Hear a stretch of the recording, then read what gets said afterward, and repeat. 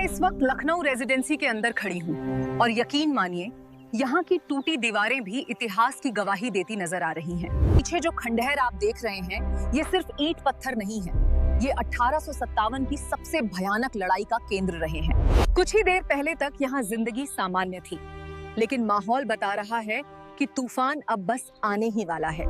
सैनिक पूरी तैयारी में दिखाई दे रहे हैं, मगर उनके चेहरों पर साफ डर और अनिश्चितता झलक रही है।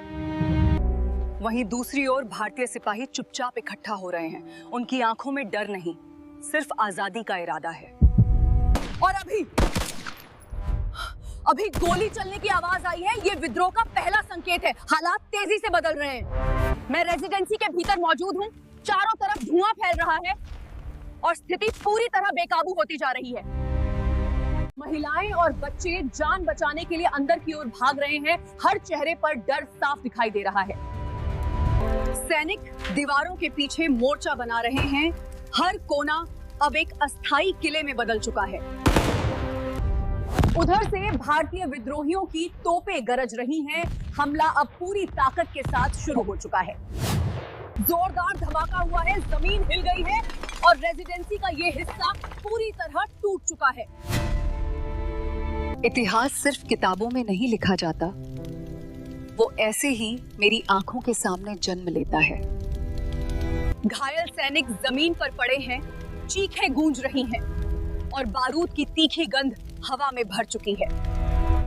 रात हो चुकी है, अंधेरे में लालटेन की रोशनी है, लेकिन गोलियों की आवाज अब भी थमी नहीं है। रेजिडेंसी के अंदर खाना और पानी खत्म हो रहा है। बाहर निकलना मतलब सीधी मौत। भारतीय विद्रोही फिर से संगठित हो रहे हैं। उनके हौसले अब पहले से कहीं ज्यादा मजबूत नजर आ रहे हैं। अभी अभी एक और दीवार गिर गई है, जैसे इतिहास खुद को जोर से तोड़ रहा हो। मेरे कपड़ों पर धूल और धुआं है, लेकिन मैं यही हूं, क्योंकि ये कहानी अधूरी छोड़ी नहीं जा सकती। तेज बारिश शुरू हो गई है, लेकिन ये आग, ये गुस्सा, ये विद्रोह ठंडा नहीं पड़ रहा। कुछ पलों के लिए अचानक सन्नाटा छा गया है और यही सन्नाटा सबसे ज्यादा डराने वाला है। और फिर